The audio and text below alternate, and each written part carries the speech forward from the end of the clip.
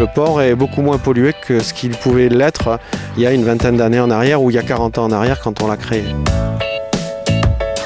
Il y a quand même des progrès, notamment dans la conservation des espèces. On voit de plus en plus d'animaux marins se rapprocher des côtes et on voit aussi surtout des animaux marins qu'on ne voyait pas il y a quelques années en arrière.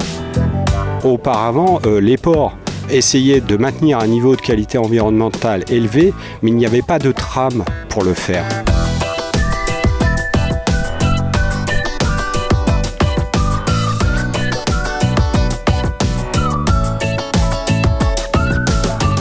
Port propre est le nom de la démarche lancée en 2001 par l'Union des ports de plaisance PACA et Monaco avec l'appui de la région Provence-Alpes-Côte d'Azur, l'Agence de l'eau, l'ADEME et l'Adréal.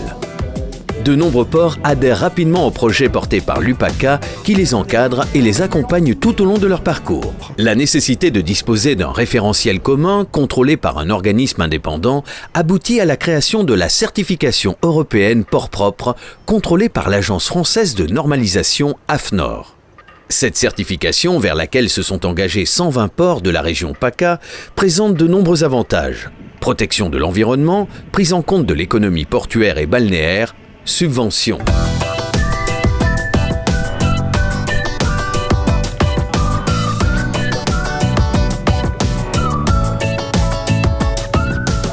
Le programme de la certification européenne port propre s'organise en 5 volets.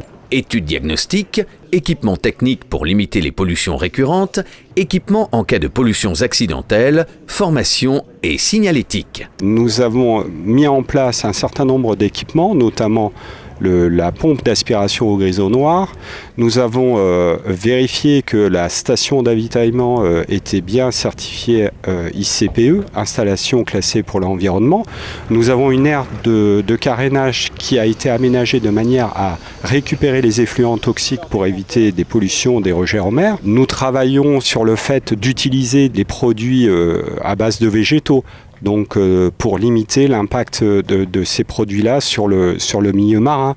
Nous sensibilisons les écoles. Tout ça, ça rentre dans le process de la certification. La mise en place de nouveaux équipements entrant dans la démarche port propre est cofinancée par la région PACA, l'Agence de l'eau, l'ADEME ou encore l'Adréal. C'est le cas de ces kits d'intervention contre les pollutions accidentelles portuaires utilisés dans la mise en œuvre des procédures d'urgence.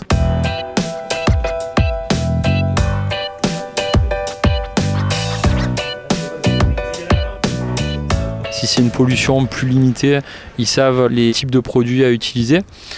L'intérêt aussi de cette démarche, c'est qu'il y a une formation qui est assurée de manière très régulière par le conseil régional et l'UPACA à l'attention des différents agents portuaires. Fin 2016, la formation, pierre angulaire du dispositif port propre, a déjà sensibilisé plus de 600 agents ou gestionnaires de ports aux problèmes environnementaux.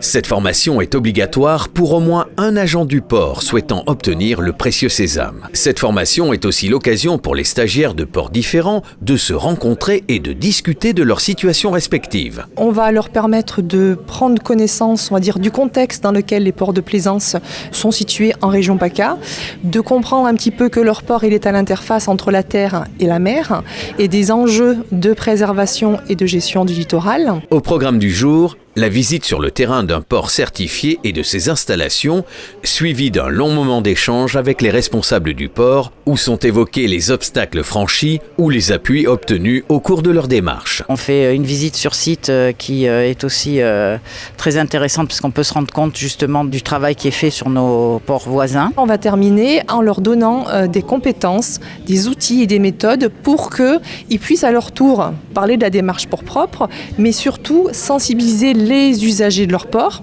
les plaisanciers d'un côté, mais également les professionnels, parce que ces usagers sont les destinataires finaux de la démarche port propre.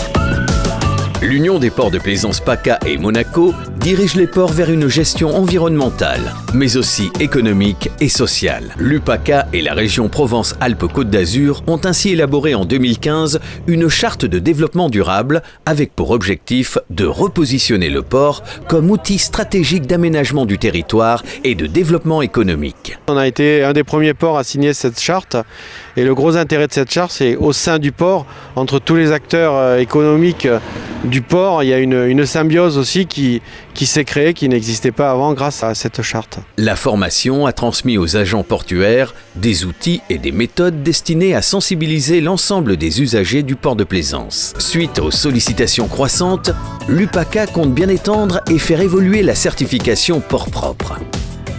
Cette démarche invite aussi à un peu de prospective. Cette gestion environnementale, cette démarche port propre, c'est vraiment un socle pour réfléchir au port idéal du futur. Port propre, c'est aussi tendre vers le port à impact positif sur le milieu.